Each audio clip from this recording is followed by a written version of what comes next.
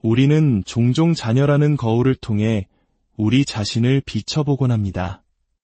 그 거울 속에서 기쁨과 보람을 느끼기도 하지만 때로는 우리의 불안과 채워지지 않은 욕망을 발견하고 괴로워하기도 합니다. 자녀가 내 뜻대로 자라주길 바라는 마음, 더 나은 길을 가길 바라는 마음, 그것은 사랑일까요? 아니면 사랑이라는 이름의 집착일까요? 오늘의 이야기가 마음에 울림을 준다면 소중한 이들에게 이 지혜를 공유해 주십시오. 구독과 좋아요를 통해 더 많은 분들이 마음의 평화를 찾는 여정에 함께할 수 있도록 힘을 보태주시는 것, 그것 또한 보이지 않는 선행이 될 것입니다. 여러분의 가정에 부처님의 자비가 늘 함께하기를 기원하며 오늘의 이야기를 시작하겠습니다. 1부, 기대의 그림자, 내려놓음의 시작. 3년 전, 저는 아들 문제로 하루하루가 지옥 같았습니다. 친구의 소개로 한 법문을 듣게 되었고 3년간의 참회 기도를 얼마 전 마쳤습니다. 기도를 통해 제 마음은 이제 많이 편안해졌고 사소한 것에도 행복을 느끼게 되었습니다. 제 아들은 올해 29입니다. 중학교 3학년 때부터 시작된 학업 스트레스를 이기지 못하고 많이 방황했습니다. 결국 고등학교를 자퇴했고 어렵게 다시 검정고시를 거쳐 대학에 들어갔지만 그곳에서도 마음을 잡지 못하고 휴학과 복학을 반복했습니다. 이제 졸업까지 마지막 학기 2달만을 남겨두고 있습니다.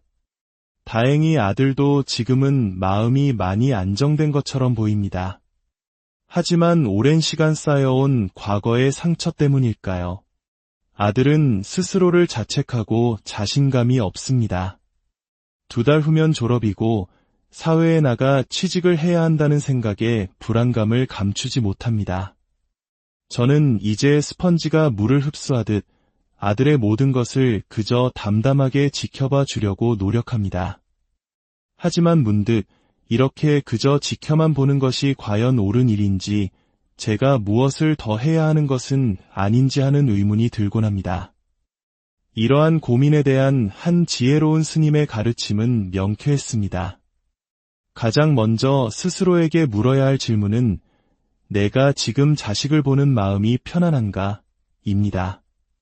만약 내 마음이 편안하고 아들의 상황에 크게 불안하지 않다면 모든 것은 잘 되어가고 있는 것입니다. 하지만 아들이 저러면 안 되는데, 이렇게 됐으면 좋겠는데 하는 마음이 내 안에서 계속 일어난다면 문제는 아직 해결되지 않은 것입니다. 어머니는 아들이 세상을 좀 더 긍정적으로 바라봤으면 좋겠다고 염려합니다. 하지만 그 마음 자체가 바로 내 아들이 이랬으면 좋겠다는 또 다른 기대를 품고 있는 것입니다. 그 기대의 끈을 놓아야 합니다. 생각해 보십시오. 요즘 같은 시대에 좋은 직장을 구하는 것이 어디 쉬운 일입니까? 이미 자리를 잡은 이들도 밀려나는 세상입니다. 29살까지 힘겹게 학업을 마친 우리 아들이 남들처럼 쉽게 좋은 직장을 얻지 못하는 것은 어쩌면 당연한 현실일 수 있습니다. 직장을 구하면 또 결혼 문제로 걱정할 것이고, 결혼하면 아이 문제로, 또 부부싸움으로 걱정은 끝이 없을 것입니다. 중요한 것은 내 아들을 내 아들로 보지 않고 이웃 동네의 한 건강한 청년으로 바라볼 수 있는 마음의 힘을 기르는 것입니다. 직장을 구하지 못해도 요즘 시대가 그러니 그럴 수 있지 하고 받아들이고, 조금 부족한 며느리를 데려와도 복덩이가 굴러왔구나 하고 생각하며, 월급이 적은 직장에 다녀도 저 사장님은 참 좋은 직원을 얻었구나 하고 여길 수 있는 그런 마음 말입니다. 우리는 늘 내 자식의 부족함은 보지 못하고 상대에게 더 많은 것을 바랍니다. 내 아들 실력은 부족해도 직장은 좋은 곳에 가길 바라고, 내 딸은 부족해도 사위는 번듯하길 바랍니다. 이러한 마음으로는 세상이 내 뜻대로 될 리가 없습니다. 지금 아들이 건강하게 곁에 있는 것만으로도 감사하십시오. 고등학교를 중퇴하는 이도 많고 대학을 졸업하지 못하는 이도 많은 세상에서 힘들었지만 결국 졸업을 앞두고 있지 않습니까? 부처님, 감사합니다. 우리 아들 건강하게 힘들게 대학 졸업까지 왔습니다. 정말 감사합니다. 이렇게 감사 기도를 해야 합니다. 아들이 독립해서 혼자 살고 싶다고 말합니까? 수입이 없는데 어떻게 사냐고 걱정하지 마십시오. 보내주어야 합니다. 29살이면 스스로 제 앞가림을 해야 할 나이입니다. 부모가 도와주면 도와줄수록 자식의 자립은 멀어집니다. 내가 괴로워서 내 마음이 아파서 도와주는 것일 뿐 그것이 자식을 위한 길이 아님을 분명히 알아야 합니다. 어릴 때는 돌봐주는 것이 사랑이지만 다 큰 자식에게는 냉정하게 지켜봐주는 것이 진짜 사랑입니다. 아이가 넘어져도 스스로 일어날 때까지 기다려주는 인내가 필요합니다. 우리는 그 지켜볼 힘이 없어 달려가 안아주고 일으켜 세우기 바빴습니다. 그것이 아이의 자립할 힘을 빼앗는 것인 줄도 모르고 말입니다. 부모가 자식에게 물려줄 수 있는 최고의 선물은 자립입니다. 부모 없이도 홀로 세상을 살아갈 힘을 길러주는 것, 그것이야말로 진정한 사랑의 유산입니다. 돈 몇 푼 물려주는 것은 금방 사라져 버릴 신기루와 같습니다. 정신만 똑바로 박혀 있다면 맨몸으로도 얼마든지 밥벌이하고 제 짝을 찾아 살아갈 수 있습니다. 지금부터라도 냉정해지십시오. 정말로 아들을 사랑한다면 이제는 그저 묵묵히 지켜봐 주십시오. 2부 진정한 사랑의 무게전은 10살, 6살 두 아들을 키우는 엄마이자 교사입니다. 저는 남에게 피해주는 것을 싫어하고 늘 점잖게 살고 싶습니다.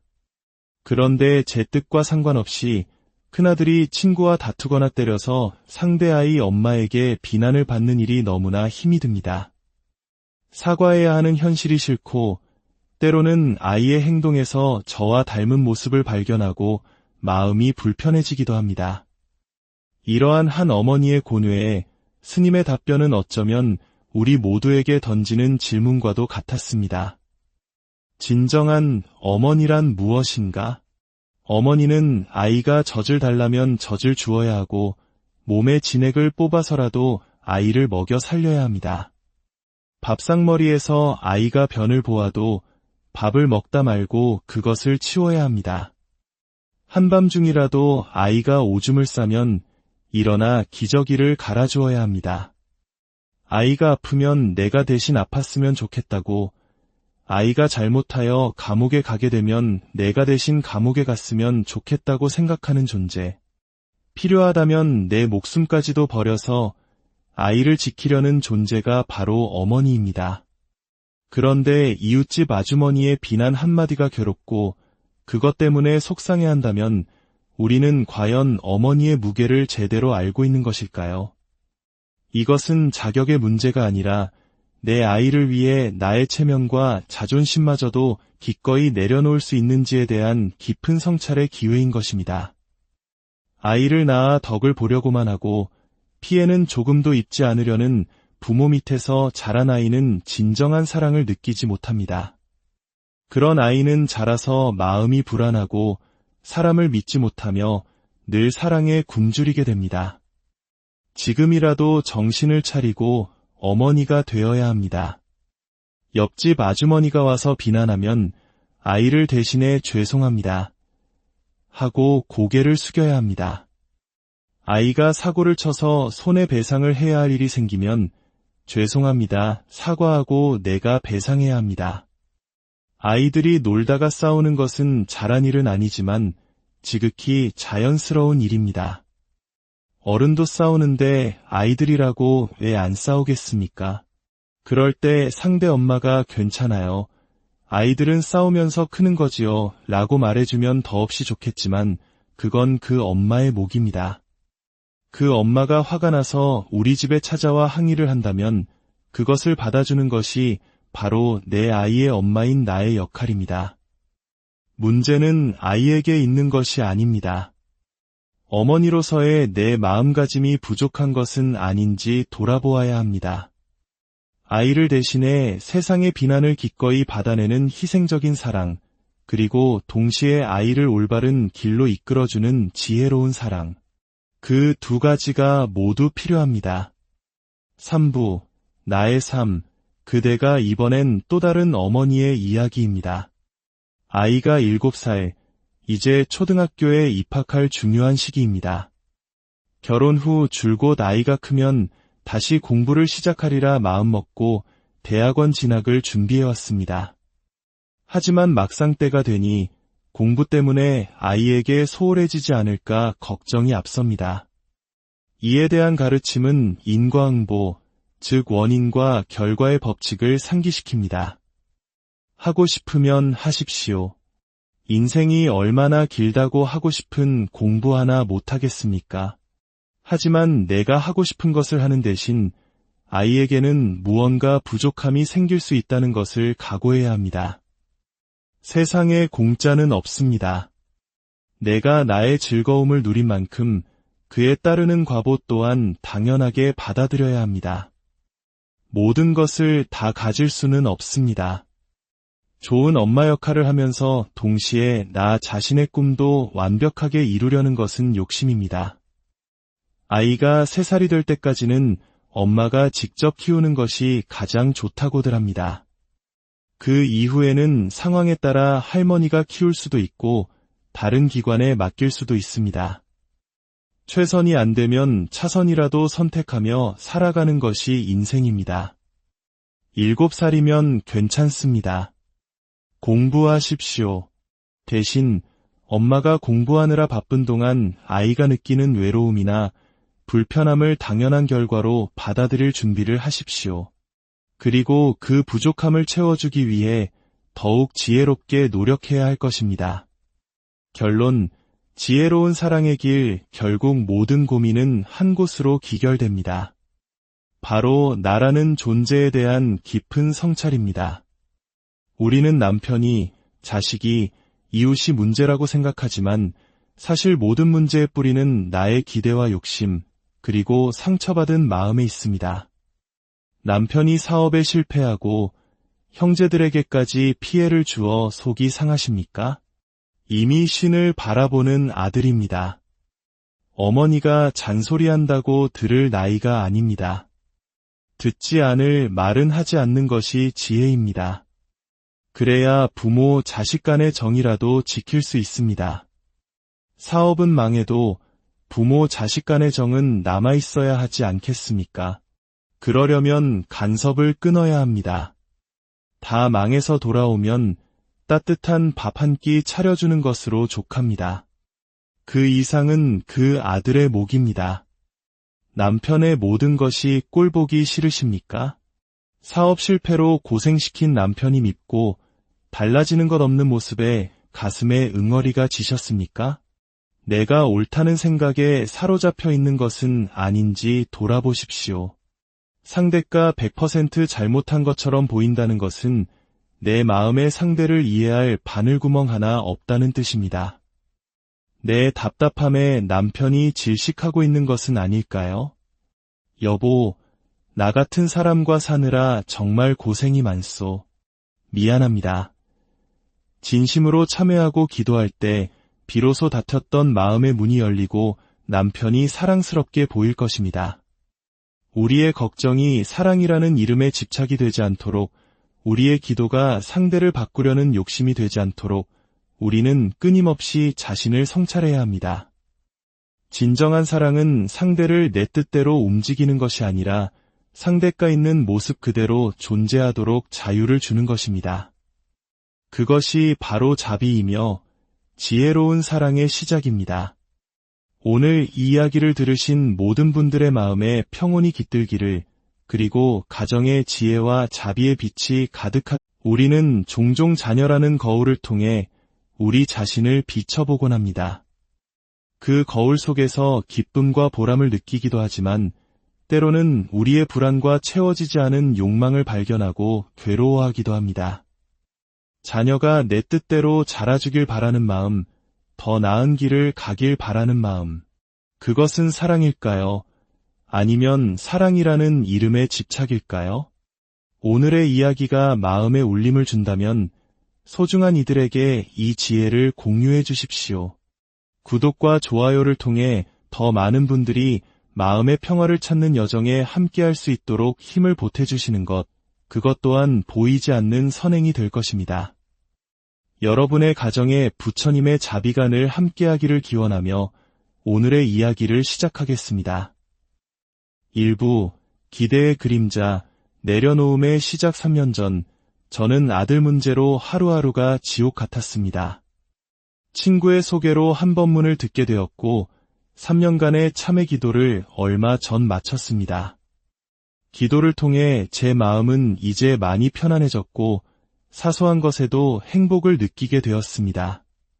제 아들은 올해 29입니다. 중학교 3학년 때부터 시작된 학업 스트레스를 이기지 못하고 많이 방황했습니다. 결국 고등학교를 자퇴했고 어렵게 다시 검정고시를 거쳐 대학에 들어갔지만 그곳에서도 마음을 잡지 못하고 휴학과 복학을 반복했습니다. 이제 졸업까지 마지막 학기 2달만을 남겨두고 있습니다. 다행히 아들도 지금은 마음이 많이 안정된 것처럼 보입니다. 하지만 오랜 시간 쌓여온 과거의 상처 때문일까요? 아들은 스스로를 자책하고 자신감이 없습니다.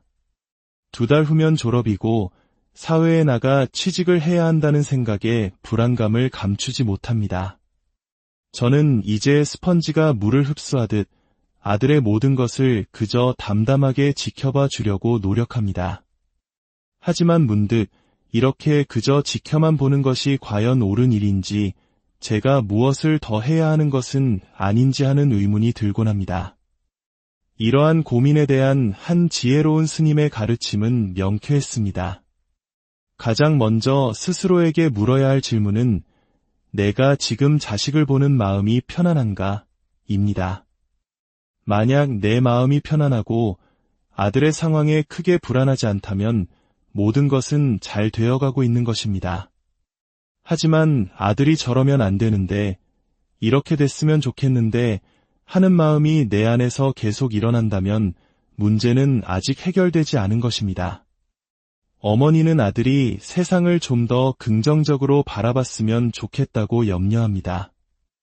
하지만 그 마음 자체가 바로 내 아들이 이랬으면 좋겠다는 또 다른 기대를 품고 있는 것입니다. 그 기대의 끈을 놓아야 합니다. 생각해 보십시오. 요즘 같은 시대에 좋은 직장을 구하는 것이 어디 쉬운 일입니까? 이미 자리를 잡은 이들도 밀려나는 세상입니다. 29살까지 힘겹게 학업을 마친 우리 아들이 남들처럼 쉽게 좋은 직장을 얻지 못하는 것은 어쩌면 당연한 현실일 수 있습니다. 직장을 구하면 또 결혼 문제로 걱정할 것이고, 결혼하면 아이 문제로, 또 부부싸움으로 걱정은 끝이 없을 것입니다. 중요한 것은 내 아들을 내 아들로 보지 않고 이웃 동네의 한 건강한 청년으로 바라볼 수 있는 마음의 힘을 기르는 것입니다. 직장을 구하지 못해도 요즘 시대가 그러니 그럴 수 있지 하고 받아들이고, 조금 부족한 며느리를 데려와도 복덩이가 굴러왔구나 하고 생각하며, 월급이 적은 직장에 다녀도 저 사장님은 참 좋은 직원을 얻었구나 하고 여길 수 있는 그런 마음 말입니다. 우리는 늘 내 자식의 부족함은 보지 못하고 상대에게 더 많은 것을 바랍니다. 내 아들 실력은 부족해도 직장은 좋은 곳에 가길 바라고, 내 딸은 부족해도 사위는 번듯하길 바랍니다. 이러한 마음으로는 세상이 내 뜻대로 될 리가 없습니다. 지금 아들이 건강하게 곁에 있는 것만으로도 감사하십시오. 고등학교를 중퇴하는 이도 많고 대학을 졸업하지 못하는 이도 많은 세상에서 힘들었지만 결국 졸업을 앞두고 있지 않습니까? 부처님, 감사합니다. 우리 아들 건강하게 힘들게 대학 졸업까지 왔습니다. 정말 감사합니다. 이렇게 감사 기도를 해야 합니다. 아들이 독립해서 혼자 살고 싶다고 말합니까? 수입이 없는데 어떻게 사냐고 걱정하지 마십시오. 보내주어야 합니다. 29살이면 스스로 제 앞가림을 해야 할 나이입니다. 부모가 도와주면 도와줄수록 자식의 자립은 멀어집니다. 내가 괴로워서 내 마음이 아파서 도와주는 것일 뿐 그것이 자식을 위한 길이 아님을 분명히 알아야 합니다. 어릴 때는 돌봐주는 것이 사랑이지만 다 큰 자식에게는 냉정하게 지켜봐주는 것이 진짜 사랑입니다. 아이가 넘어져도 스스로 일어날 때까지 기다려주는 인내가 필요합니다. 우리는 그 지켜볼 힘이 없어 달려가 안아주고 일으켜 세우기 바빴습니다. 그것이 아이의 자립할 힘을 빼앗는 것인 줄도 모르고 말입니다. 부모가 자식에게 물려줄 수 있는 최고의 선물은 자립입니다. 부모 없이도 홀로 세상을 살아갈 힘을 길러주는 것, 그것이야말로 진정한 사랑의 유산입니다. 돈 몇 푼 물려주는 것은 금방 사라져 버릴 신기루와 같습니다. 정신만 똑바로 박혀 있다면 맨몸으로도 얼마든지 밥벌이하고 제 짝을 찾아 살아갈 수 있습니다. 지금부터라도 냉정해지십시오. 정말로 아들을 사랑한다면 이제는 그저 묵묵히 지켜봐 주십시오. 2부 진정한 사랑의 무게전은 10살, 6살 두 아들을 키우는 엄마이자 교사입니다. 저는 남에게 피해주는 것을 싫어하고 늘 점잖게 살고 싶습니다. 그런데 제 뜻과 상관없이 큰아들이 친구와 다투거나 때려서 상대 아이 엄마에게 비난을 받는 일이 너무나 힘이 듭니다. 사과해야 하는 현실이 싫고 때로는 아이의 행동에서 저와 닮은 모습을 발견하고 마음이 불편해지기도 합니다. 이러한 한 어머니의 고뇌에 스님의 답변은 어쩌면 우리 모두에게 던지는 질문과도 같았습니다. 진정한 어머니란 무엇인가? 어머니는 아이가 젖을 달라면 젖을 주어야 하고 몸의 진액을 뽑아서라도 아이를 먹여 살려야 합니다. 밥상머리에서 아이가 변을 보아도 밥을 먹다 말고 그것을 치워야 합니다. 한밤중이라도 아이가 오줌을 싸면 일어나 기저귀를 갈아주어야 합니다. 아이가 아프면 내가 대신 아팠으면 좋겠다고, 아이가 잘못하여 감옥에 가게 되면 내가 대신 감옥에 갔으면 좋겠다고 생각하는 존재. 필요하다면 내 목숨까지도 버려서 아이를 지키려는 존재가 바로 어머니입니다. 그런데 이웃집 아주머니의 비난 한마디가 괴롭고 그것 때문에 속상해한다면 우리는 과연 어머니의 무게를 제대로 알고 있는 것일까요? 이것은 자격의 문제가 아니라 내 아이를 위해 나의 체면과 자존심마저도 기꺼이 내려놓을 수 있는지에 대한 깊은 성찰의 기회인 것입니다.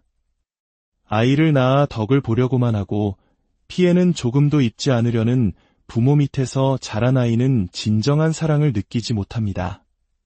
그런 아이는 자라서 마음이 불안하고 사람을 믿지 못하며 늘 사랑에 굶주리게 됩니다. 지금이라도 정신을 차리고 어머니가 되어야 합니다. 옆집 아주머니가 와서 비난하면 아이를 대신해 죄송합니다 하고 고개를 숙여야 합니다.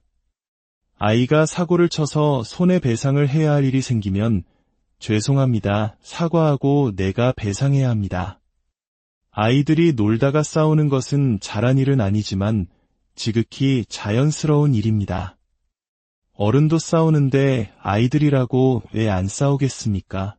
그럴 때 상대 엄마가 괜찮아요, 아이들은 싸우면서 크는 거지요 라고 말해주면 더없이 좋겠지만 그건 그 엄마의 몫입니다.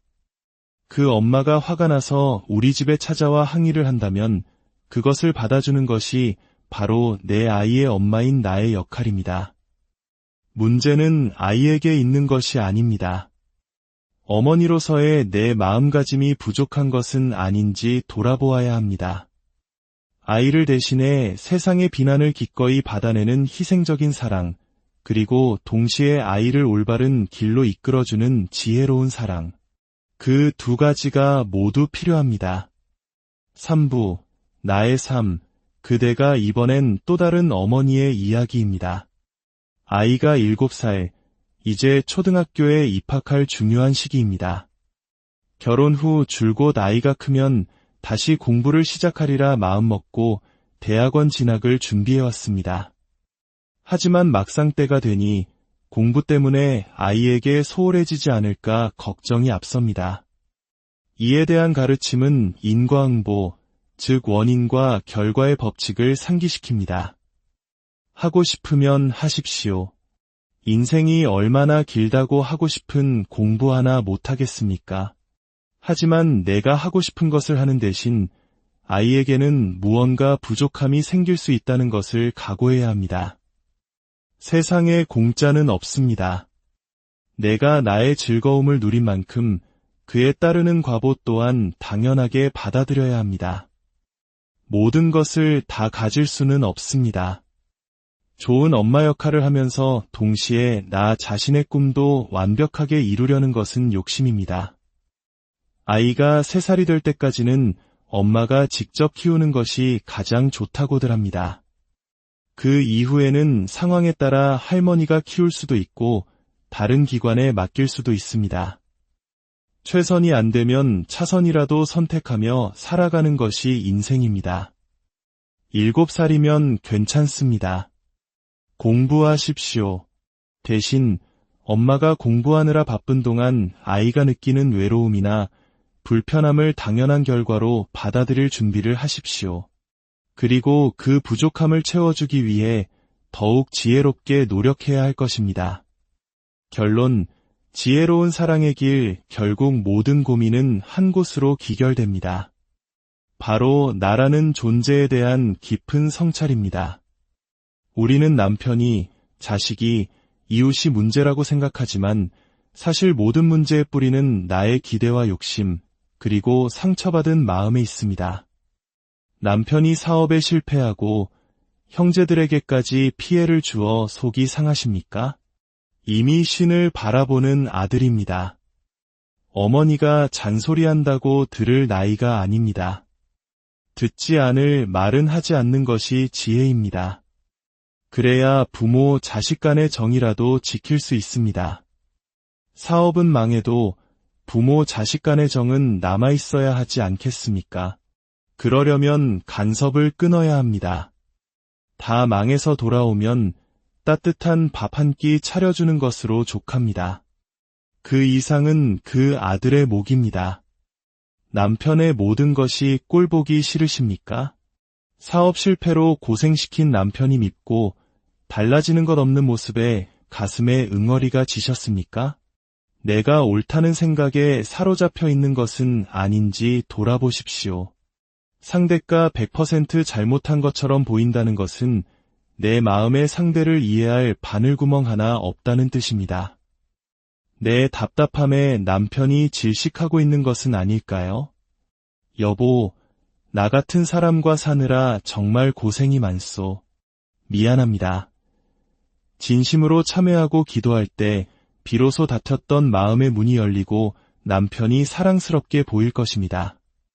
우리의 걱정이 사랑이라는 이름에 집착이 되지 않도록, 우리의 기도가 상대를 바꾸려는 욕심이 되지 않도록 우리는 끊임없이 자신을 성찰해야 합니다. 진정한 사랑은 상대를 내 뜻대로 움직이는 것이 아니라 상대가 있는 모습 그대로 존재하도록 자유를 주는 것입니다. 그것이 바로 자비이며 지혜로운 사랑의 시작입니다.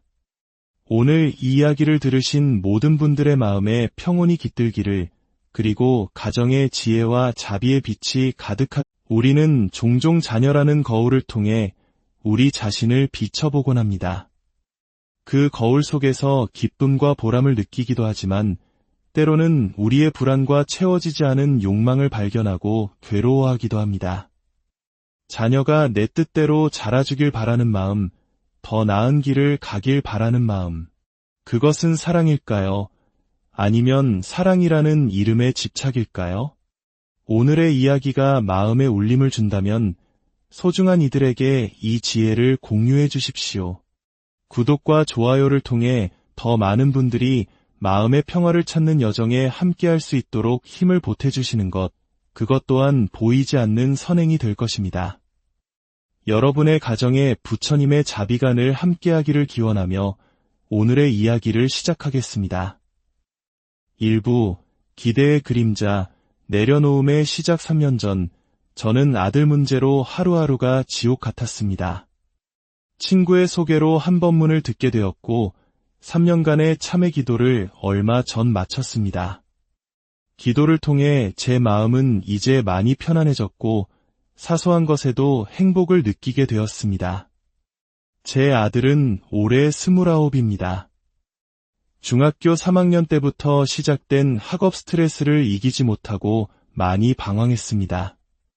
결국 고등학교를 자퇴했고 어렵게 다시 검정고시를 거쳐 대학에 들어갔지만 그곳에서도 마음을 잡지 못하고 휴학과 복학을 반복했습니다. 이제 졸업까지 마지막 학기 2달만을 남겨두고 있습니다. 다행히 아들도 지금은 마음이 많이 안정된 것처럼 보입니다. 하지만 오랜 시간 쌓여온 과거의 상처 때문일까요? 아들은 스스로를 자책하고 자신감이 없습니다. 2달 후면 졸업이고 사회에 나가 취직을 해야 한다는 생각에 불안감을 감추지 못합니다. 저는 이제 스펀지가 물을 흡수하듯 아들의 모든 것을 그저 담담하게 지켜봐 주려고 노력합니다.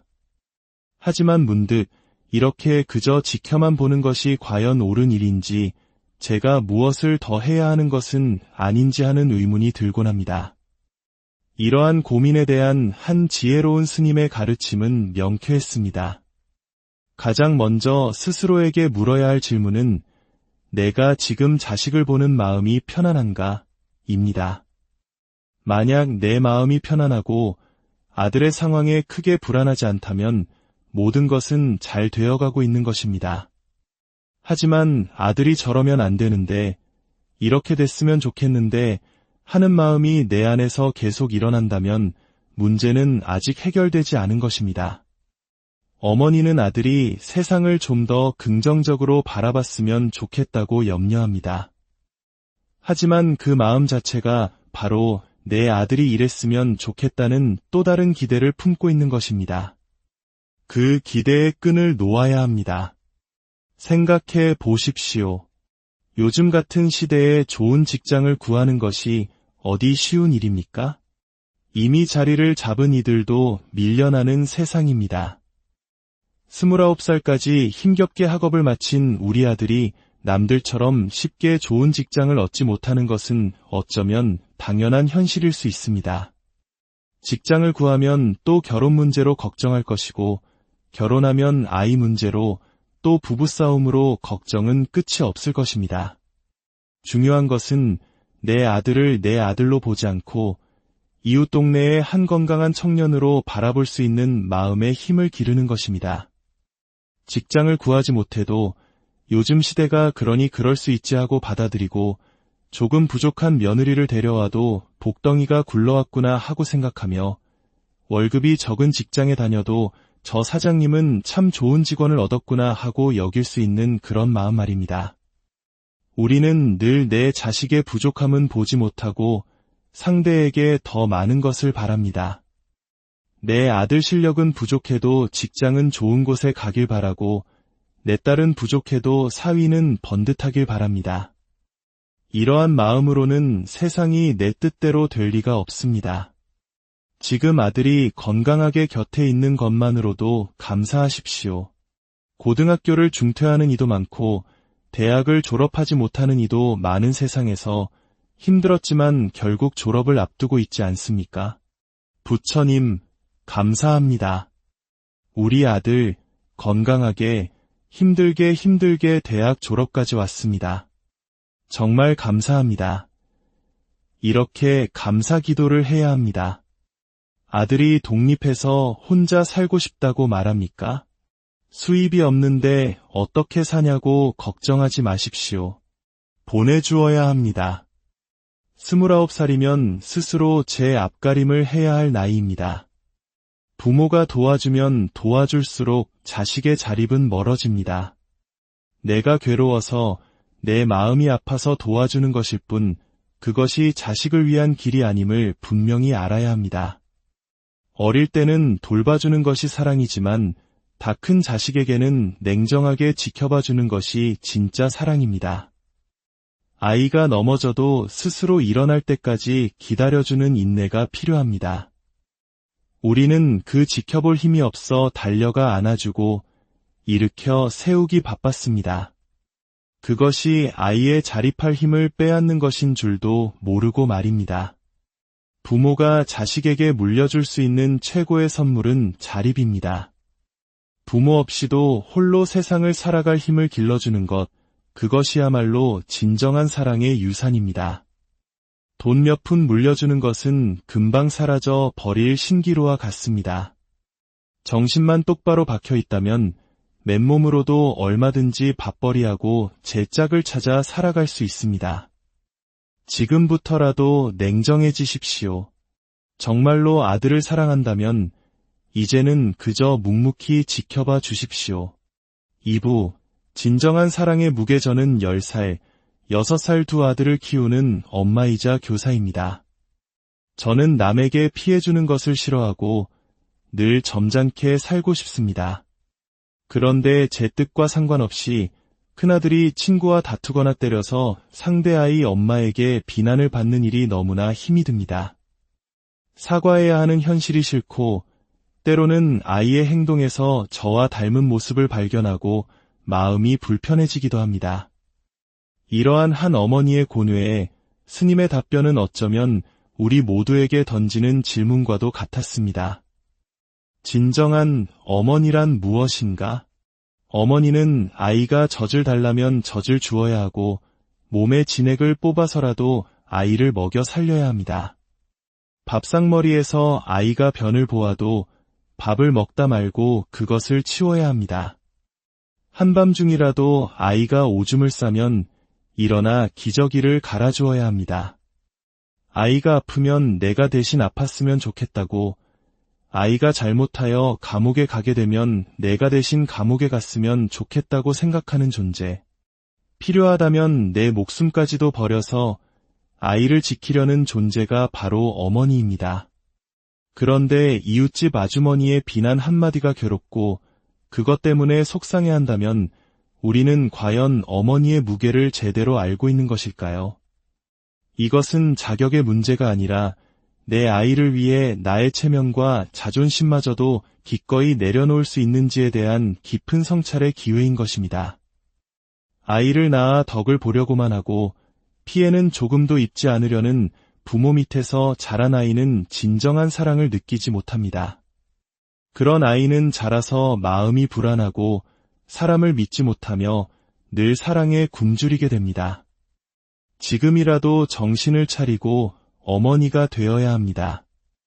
옆집 아주머니가 와서 비난하면 아이를 대신해 죄송합니다 하고 고개를 숙여야 합니다.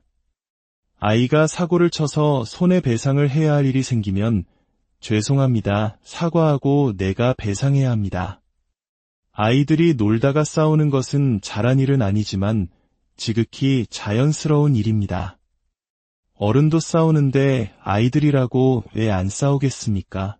그럴 때 상대 엄마가 괜찮아요, 아이들은 싸우면서 크는 거지요 라고 말해주면 더없이 좋겠지만 그건 그 엄마의 몫입니다. 그 엄마가 화가 나서 우리 집에 찾아와 항의를 한다면 그것을 받아주는 것이 바로 내 아이의 엄마인 나의 역할입니다. 문제는 아이에게 있는 것이 아닙니다. 어머니로서의 내 마음가짐이 부족한 것은 아닌지 돌아보아야 합니다. 아이를 대신해 세상의 비난을 기꺼이 받아내는 희생적인 사랑, 그리고 동시에 아이를 올바른 길로 이끌어주는 지혜로운 사랑, 그 두 가지가 모두 필요합니다. 3부, 나의 삶, 그대가 이번엔 또 다른 어머니의 이야기입니다. 아이가 7살, 이제 초등학교에 입학할 중요한 시기입니다. 결혼 후 줄곧 아이가 크면 다시 공부를 시작하리라 마음먹고 대학원 진학을 준비해왔습니다. 하지만 막상 때가 되니 공부 때문에 아이에게 소홀해지지 않을까 걱정이 앞섭니다. 이에 대한 가르침은 인과응보, 즉 원인과 결과의 법칙을 상기시킵니다. 하고 싶으면 하십시오. 인생이 얼마나 길다고 하고 싶은 공부 하나 못하겠습니까? 하지만 내가 하고 싶은 것을 하는 대신 아이에게는 무언가 부족함이 생길 수 있다는 것을 각오해야 합니다. 세상에 공짜는 없습니다. 내가 나의 즐거움을 누린 만큼 그에 따르는 과보 또한 당연하게 받아들여야 합니다. 모든 것을 다 가질 수는 없습니다. 좋은 엄마 역할을 하면서 동시에 나 자신의 꿈도 완벽하게 이루려는 것은 욕심입니다. 아이가 3살이 될 때까지는 엄마가 직접 키우는 것이 가장 좋다고들 합니다. 그 이후에는 상황에 따라 할머니가 키울 수도 있고 다른 기관에 맡길 수도 있습니다. 최선이 안 되면 차선이라도 선택하며 살아가는 것이 인생입니다. 7살이면 괜찮습니다. 공부하십시오. 대신 엄마가 공부하느라 바쁜 동안 아이가 느끼는 외로움이나 불편함을 당연한 결과로 받아들일 준비를 하십시오. 그리고 그 부족함을 채워주기 위해 더욱 지혜롭게 노력해야 할 것입니다.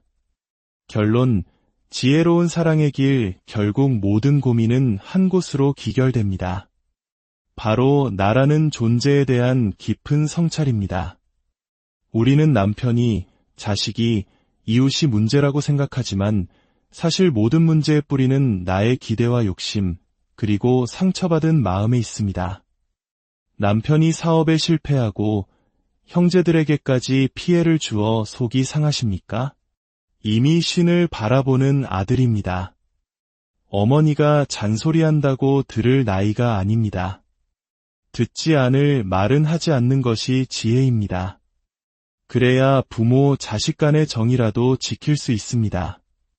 사업은 망해도 부모 자식 간의 정은 남아있어야 하지 않겠습니까? 그러려면 간섭을 끊어야 합니다. 다 망해서 돌아오면 따뜻한 밥 한 끼 차려주는 것으로 족합니다. 그 이상은 그 아들의 몫입니다. 남편의 모든 것이 꼴보기 싫으십니까? 사업 실패로 고생시킨 남편이 밉고 달라지는 것 없는 모습에 가슴에 응어리가 지셨습니까? 내가 옳다는 생각에 사로잡혀 있는 것은 아닌지 돌아보십시오. 상대가 100% 잘못한 것처럼 보인다는 것은 내 마음의 상대를 이해할 바늘구멍 하나 없다는 뜻입니다. 내 답답함에 남편이 질식하고 있는 것은 아닐까요? 여보, 나 같은 사람과 사느라 정말 고생이 많소. 미안합니다. 진심으로 참회하고 기도할 때 비로소 닫혔던 마음의 문이 열리고 남편이 사랑스럽게 보일 것입니다.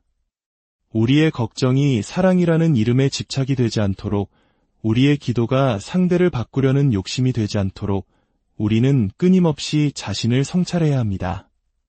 진정한 사랑은 상대를 내 뜻대로 움직이는 것이 아니라 상대가 있는 모습 그대로 존재하도록 자유를 주는 것입니다. 그것이 바로 자비이며 지혜로운 사랑의 시작입니다. 오늘 이 이야기를 들으신 모든 분들의 마음에 평온이 깃들기를, 그리고 가정의 지혜와 자비의 빛이 가득한 우리는 종종 자녀라는 거울을 통해 우리 자신을 비춰보곤 합니다. 그 거울 속에서 기쁨과 보람을 느끼기도 하지만 때로는 우리의 불안과 채워지지 않은 욕망을 발견하고 괴로워하기도 합니다. 자녀가 내 뜻대로 자라주길 바라는 마음, 더 나은 길을 가길 바라는 마음, 그것은 사랑일까요? 아니면 사랑이라는 이름의 집착일까요? 오늘의 이야기가 마음에 울림을 준다면 소중한 이들에게 이 지혜를 공유해 주십시오. 구독과 좋아요를 통해 더 많은 분들이 마음의 평화를 찾는 여정에 함께할 수 있도록 힘을 보태주시는 것, 그것 또한 보이지 않는 선행이 될 것입니다. 여러분의 가정에 부처님의 자비간을 함께하기를 기원하며 오늘의 이야기를 시작하겠습니다. 1부, 기대의 그림자, 내려놓음의 시작. 3년 전, 저는 아들 문제로 하루하루가 지옥 같았습니다. 친구의 소개로 한법문을 듣게 되었고 3년간의 참회 기도를 얼마 전 마쳤습니다. 기도를 통해 제 마음은 이제 많이 편안해졌고 사소한 것에도 행복을 느끼게 되었습니다. 제 아들은 올해 29입니다. 중학교 3학년 때부터 시작된 학업 스트레스를 이기지 못하고 많이 방황했습니다. 결국 고등학교를 자퇴했고 어렵게 다시 검정고시를 거쳐 대학에 들어갔지만 그곳에서도 마음을 잡지 못하고 휴학과 복학을 반복했습니다. 이제 졸업까지 마지막 학기 2달만을 남겨두고 있습니다. 다행히 아들도 지금은 마음이 많이 안정된 것처럼 보입니다. 하지만 오랜 시간 쌓여온 과거의 상처 때문일까요? 아들은 스스로를 자책하고 자신감이 없습니다. 2달 후면 졸업이고 사회에 나가 취직을 해야 한다는 생각에 불안감을 감추지 못합니다. 저는 이제 스펀지가 물을 흡수하듯 아들의 모든 것을 그저 담담하게 지켜봐 주려고 노력합니다. 하지만 문득 이렇게 그저 지켜만 보는 것이 과연 옳은 일인지, 제가 무엇을 더 해야 하는 것은 아닌지 하는 의문이 들곤 합니다. 이러한 고민에 대한 한 지혜로운 스님의 가르침은 명쾌했습니다. 가장 먼저 스스로에게 물어야 할 질문은 내가 지금 자식을 보는 마음이 편안한가? 입니다. 만약 내 마음이 편안하고 아들의 상황에 크게 불안하지 않다면 모든 것은 잘 되어가고 있는 것입니다. 하지만 아들이 저러면 안 되는데, 이렇게 됐으면 좋겠는데 하는 마음이 내 안에서 계속 일어난다면 문제는 아직 해결되지 않은 것입니다. 어머니는 아들이 세상을 좀 더 긍정적으로 바라봤으면 좋겠다고 염려합니다. 하지만 그 마음 자체가 바로 내 아들이 이랬으면 좋겠다는 또 다른 기대를 품고 있는 것입니다. 그 기대의 끈을 놓아야 합니다. 생각해 보십시오. 요즘 같은 시대에 좋은 직장을 구하는 것이 어디 쉬운 일입니까? 이미 자리를 잡은 이들도 밀려나는 세상입니다. 29살까지 힘겹게 학업을 마친 우리 아들이 남들처럼 쉽게 좋은 직장을 얻지 못하는 것은 어쩌면 당연한 현실일 수 있습니다. 직장을 구하면 또 결혼 문제로 걱정할 것이고, 결혼하면 아이 문제로, 또 부부싸움으로 걱정은 끝이 없을 것입니다. 중요한 것은 내 아들을 내 아들로 보지 않고 이웃 동네의 한 건강한 청년으로 바라볼 수 있는 마음의 힘을 기르는 것입니다. 직장을 구하지 못해도 요즘 시대가 그러니 그럴 수 있지 하고 받아들이고, 조금 부족한 며느리를 데려와도 복덩이가 굴러왔구나 하고 생각하며, 월급이 적은 직장에 다녀도 저 사장님은 참 좋은 직원을 얻었구나 하고 여길 수 있는 그런 마음 말입니다. 우리는 늘 내 자식의 부족함은 보지 못하고 상대에게 더 많은 것을 바랍니다. 내 아들 실력은 부족해도 직장은 좋은 곳에 가길 바라고, 내 딸은 부족해도 사위는 번듯하길 바랍니다. 이러한 마음으로는 세상이 내 뜻대로 될 리가 없습니다. 지금 아들이 건강하게 곁에 있는 것만으로도 감사하십시오. 고등학교를 중퇴하는 이도 많고 대학을 졸업하지 못하는 이도 많은 세상에서 힘들었지만 결국 졸업을 앞두고 있지 않습니까? 부처님, 감사합니다. 우리 아들 건강하게 힘들게 대학 졸업까지 왔습니다. 정말 감사합니다. 이렇게 감사 기도를 해야 합니다. 아들이 독립해서 혼자 살고 싶다고 말합니까? 수입이 없는데 어떻게 사냐고 걱정하지 마십시오. 보내주어야 합니다. 29살이면 스스로 제 앞가림을 해야 할 나이입니다. 부모가 도와주면 도와줄수록 자식의 자립은 멀어집니다. 내가 괴로워서 내 마음이 아파서 도와주는 것일 뿐 그것이 자식을 위한 길이 아님을 분명히 알아야 합니다. 어릴 때는 돌봐주는 것이 사랑이지만 다 큰 자식에게는 냉정하게 지켜봐주는 것이 진짜 사랑입니다. 아이가 넘어져도 스스로 일어날 때까지 기다려주는 인내가 필요합니다. 우리는 그 지켜볼 힘이 없어 달려가 안아주고 일으켜 세우기 바빴습니다. 그것이 아이의 자립할 힘을 빼앗는 것인 줄도 모르고 말입니다. 부모가 자식에게 물려줄 수 있는 최고의 선물은 자립입니다. 부모 없이도 홀로 세상을 살아갈 힘을 길러주는 것, 그것이야말로 진정한 사랑의 유산입니다. 돈 몇 푼 물려주는 것은 금방 사라져 버릴 신기루와 같습니다. 정신만 똑바로 박혀 있다면 맨몸으로도 얼마든지 밥벌이하고 제 짝을 찾아 살아갈 수 있습니다. 지금부터라도 냉정해지십시오. 정말로 아들을 사랑한다면 이제는 그저 묵묵히 지켜봐 주십시오. 2부 진정한 사랑의 무게전은 10살, 6살 두 아들을 키우는 엄마이자 교사입니다. 저는 남에게 피해주는 것을 싫어하고 늘 점잖게 살고 싶습니다. 그런데 제 뜻과 상관없이 큰아들이 친구와 다투거나 때려서 상대 아이 엄마에게 비난을 받는 일이 너무나 힘이 듭니다. 사과해야 하는 현실이 싫고 때로는 아이의 행동에서 저와 닮은 모습을 발견하고 마음이 불편해지기도 합니다. 이러한 한 어머니의 고뇌에 스님의 답변은 어쩌면 우리 모두에게 던지는 질문과도 같았습니다. 진정한 어머니란 무엇인가? 어머니는 아이가 젖을 달라면 젖을 주어야 하고 몸의 진액을 뽑아서라도 아이를 먹여 살려야 합니다. 밥상머리에서 아이가 변을 보아도 밥을 먹다 말고 그것을 치워야 합니다. 한밤중이라도 아이가 오줌을 싸면 일어나 기저귀를 갈아주어야 합니다. 아이가 아프면 내가 대신 아팠으면 좋겠다고, 아이가 잘못하여 감옥에 가게 되면 내가 대신 감옥에 갔으면 좋겠다고 생각하는 존재. 필요하다면 내 목숨까지도 버려서 아이를 지키려는 존재가 바로 어머니입니다. 그런데 이웃집 아주머니의 비난 한마디가 괴롭고 그것 때문에 속상해한다면 우리는 과연 어머니의 무게를 제대로 알고 있는 것일까요? 이것은 자격의 문제가 아니라 내 아이를 위해 나의 체면과 자존심마저도 기꺼이 내려놓을 수 있는지에 대한 깊은 성찰의 기회인 것입니다. 아이를 낳아 덕을 보려고만 하고 피해는 조금도 입지 않으려는 부모 밑에서 자란 아이는 진정한 사랑을 느끼지 못합니다.